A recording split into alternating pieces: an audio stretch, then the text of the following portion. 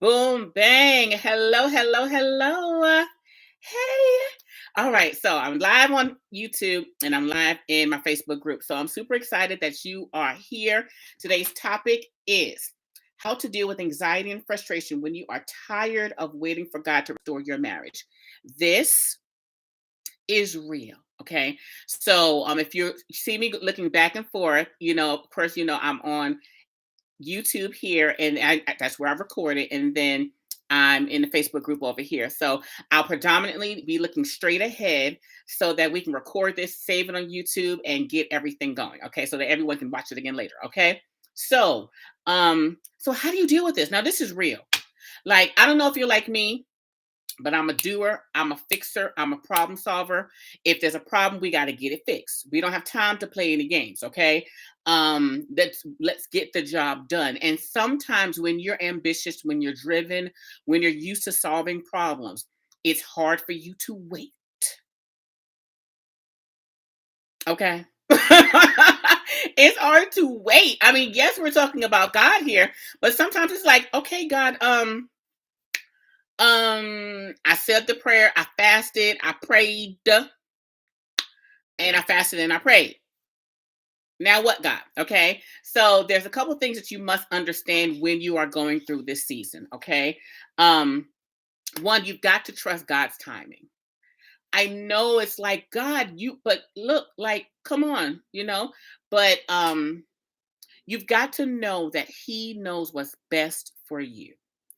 And remember that His timing is perfect, even though within your own reasoning and your own understanding, you already have the problem solved in your head. You've already figured out how to work it out. But there's a reason for the delay. It's never in vain. It's not that God just wants you to suffer just because He wants you to suffer. There's always a reason. And one of the things you must understand is He's normally trying to put something in you, take something out of you, or do something through you. Now, what does that mean? You're trying to get something out of you. Maybe you got a bad attitude. Or maybe your earring likes to fall off while you're in the middle of a live. So maybe you got a little bad attitude. Maybe you like to pop off, you know? Maybe you like to pop off when your husband gets on your nerves. Maybe submission is not your forte, it's not your go-to. And sometimes it's hard for a strong woman, but maybe what he's trying to do is build your prayer life, you know? Get with God and be clear about what it is He's trying to do. So He's trying to get something out of you. So there's something in you that is not aligned with what you're praying for. So you're praying for God to restore your marriage, but what is it inside of you that can somehow negatively affect? This is just bothering me. I get so distracted sometimes. So what is it about you that could negatively affect your marriage and what you are going for? What is it inside of you? For example, with me, I'm quick with my mouth. My mouth is, sarcasm is a gift. And I'm quick with the snapbacks, and I got an answer for everything. And if you're not doing it my way, I'm a little like, my way is the best way. So why do you have this other option over here? So sometimes God, I knew God was trying to get that out of me. God wanted me to a place to where I just shut up and let God be God. I know, even though what I was saying was probably right, there are times when God was like, Arrettres, just be quiet and let me be God. Because I wanted to help God. God, I can tell my husband all the things he needs to do better. I can tell him. I know all the things he needs to do better. And God was like, do you want to be his God, or are you gonna let me be his God? Er? Excuse me, I'm sorry. No, I don't want to be his God, Lord. I'm sorry. I apologize. I'm gonna let you be God. Okay. So what is he trying to put into you?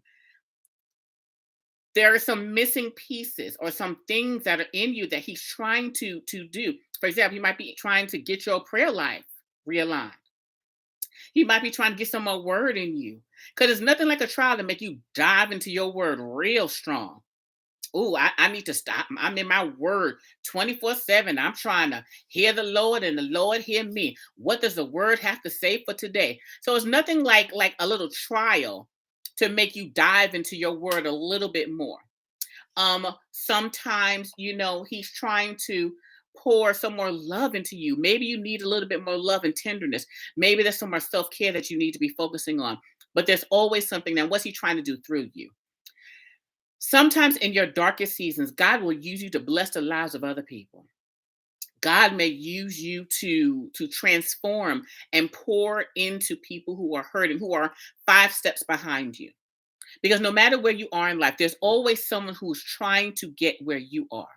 And maybe God is trying to use you and work through you to bless those other families, to bless that other wife, to bless your friend. You never know who God has aligned to cross your path that needs you and what God has placed inside you. Thanks for the heart, sweetheart. And for some reason that's my friend Marsha. The only reason why I'm seeing it is because for some reason I can't see comments in my Facebook group, but that's okay. That's okay. I get distracted. Okay.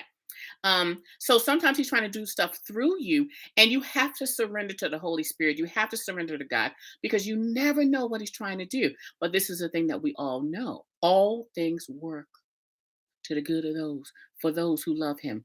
Everything in your life that God allows is working for your good. Every single thing. It does not matter what it is.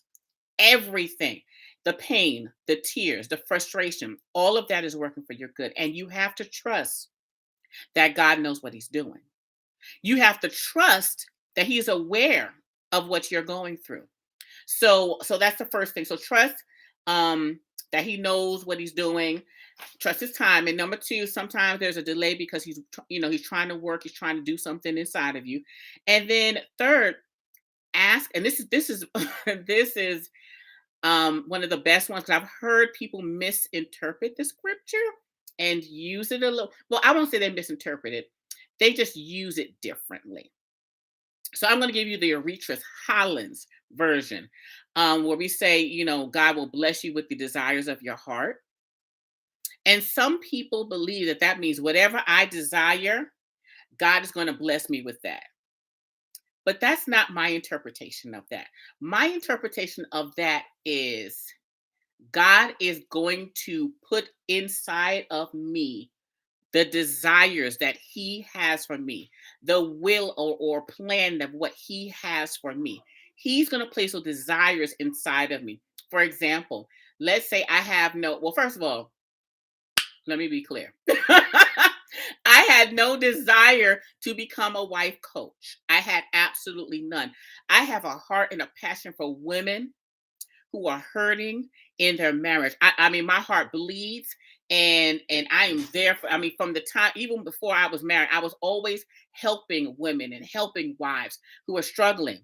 But to put me on a platform, I'm like, God, can't you just have them call me and I will minister with them? What do you want me? But he had a plan for me to do this. And so that placed the desire inside of me. God placed a desire in me. I had no desire. If you know Arrettres Hollins, I have no problem sitting in the background. Like absolutely no. Put me in the back of the church. Let me pray and intercede from the back row. You don't have to call my name. You don't have to say, giving honor to God and Arrettres mentions my name. Nope. You don't have to mention me. I have no problem being in the background.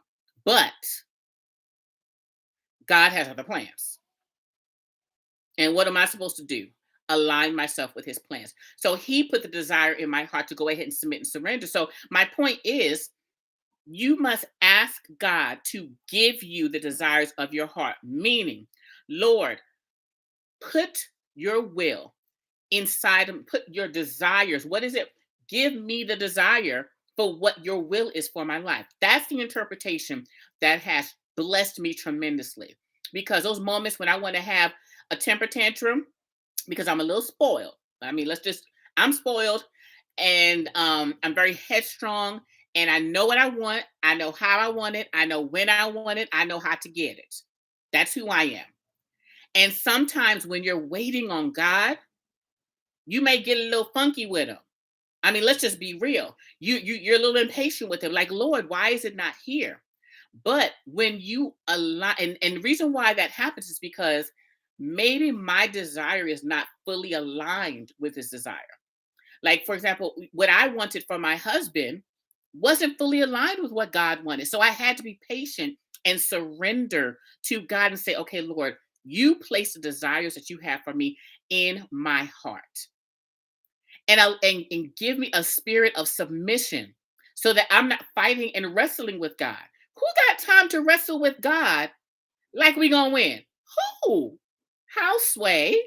It won't work. Okay. No matter what you do, it's not gonna work. Okay. And then what you also have to understand, no matter how big your dream is, your desire is, whatever you're seeking God for, it's beautiful. But your imagination will never, ever, ever be as big as his desires for you. And the reason why I say that is Ephesians 3:20. Now to him who is able to do unmeasurably more than all we can ask or imagine. So that means even in my big, big, big, big imagination, that means even with how big that I believe how big I've dreamed and planned, no matter how grand my plan is, it still does not come close to what God really has in store. So that should bring some excitement to you, because if you are dreaming of this grand thing, if you are dreaming of the romance and the reconnection and you're desiring it, imagine what God has in store for you. It's bigger than that. It's bigger than that. So you must do those three things. So make sure that you're aligned with the will of God. So let me just recap what we're talking about. Okay. So, one, trust his timing, know that he is God. He knows exactly what he's doing, he knows better than you. Yes, I know you're ambitious. I know you're a leader. I know you got all the answers. I understand this. I know you are rocking and you are fabulous. I know that people follow you. They listen to your advice and your counsel. I understand this. And I'm not being sarcastic. Like, that's the type of woman that I serve. That's the type of woman that I work with. Like, these women run stuff. Okay. But it still does not compare to God. So you have to trust that he knows what he's doing. And do not be weary. Do not be anxious. That's not of God. Okay, so you need to make sure that you are aligning yourself and trusting the fact that he knows what he's doing. Okay. And number two, sometimes it's a delay because God's trying to do something. You remember, he's trying to do something. He's trying to work something out of you. So he's either trying to take something out of you, he's trying to put something inside of you, or he's trying to do something through you. Get with God regarding what it is that he's trying to do. Get with him. He's the only one that can answer that for you. Do not call your girlfriend, your mama, your cousin, your auntie, your sister. They all love you, but they don't know God's will for your life. They don't. They don't know. They're not God. And then three, ask God to give you the desires of your heart. Ask God and be sincere about it. Ask God, what do you have for me? And align me with your purpose. Okay. So that's it for now. If you, I have an amazing guide, the comprehensive guide to marriage restoration after infidelity. If you're looking in for ways to restore your marriage, to rebuild, to reconnect with your husband, you definitely want to grab that. Click the link in my bio. Click the link in the description, depending on where you're seeing this. If you're on Instagram, you want to click the link in my bio. If you're on Facebook, you want to click the description. If you're on YouTube, you want to click the description. Go ahead and grab that. And also, if you are ready now, if you're ready to put in the work, if you're ready to get step by step hand holding to take you through the process of healing and experiencing peace and joy as you navigate towards, because you cannot restore your marriage without the healing process going on inside of you. Okay. Sometimes we want to restore the marriage and we jump to that, but we don't address our issues. And if you're ready for that, the Elite and Empowered Wife is an amazing program that is transforming the lives of so many women who are serious about rebuilding and restoring their marriage. Okay. So if your hubby is serious, And he ain't in them streets no more. Now, this is the thing. This is the caveat. Your husband cannot still be out in them streets and you restore your marriage. And I'm always saying this, and some I've heard some counselors. Well, some people don't agree, but he can't be out in the streets and you work on your marriage, and he has to choose what he's going to do. But I'm not talking to those people because I know your husband is committed, and you decided to stay with your husband because he's committed to the relationship. He made a mistake. He has turned from his wicked ways, and he is committed to this relationship, to building and putting in the work that's necessary. So that's the type of women who are in the elite and empowered wife. Okay. So if you're interested in that, go ahead and click the link and join the wait list. And we'll be contacting you where we'll schedule some time for us to chat. Okay. So, are there any questions? So, while I'm finishing up here, if you have any questions, go ahead and comment with your questions. So, if you're on YouTube, now let's see. I'm trying to figure out why my comments are not showing up on Facebook. What's that about? I don't know. So, anywho, that's neither here nor there.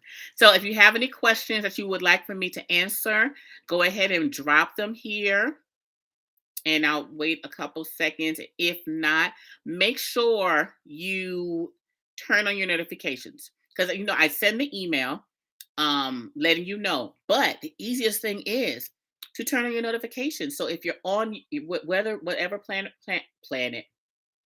whatever platform you're following me on, turn on your notifications. That way, when I go live, yes, you'll get the email. And I normally send the email about 5 minutes before. But when I actually go live, you'll get the notification on your phone. Then you can just hit the button and I'm there. All right. So go ahead and make sure you've turned on your notification. So I don't see any questions here. I appreciate you so much. I am Arrettres Hollins. I am the wife coach. I coach wives who are struggling with healing from infidelity in their marriage. And I'm the founder of Connecting Love and Marriage and the Elite and Empowered Wife. So if you are ready, if you are serious, and if you're looking for someone that's going to help you get what it is that you've been looking for, you definitely want to contact me. Until then, ladies, I love you. And we'll check back with you next week. Remember, Marriage Mondays are every single Monday at 5:30 p.m. Central. Okay? So love you. Have an amazing day. Bye.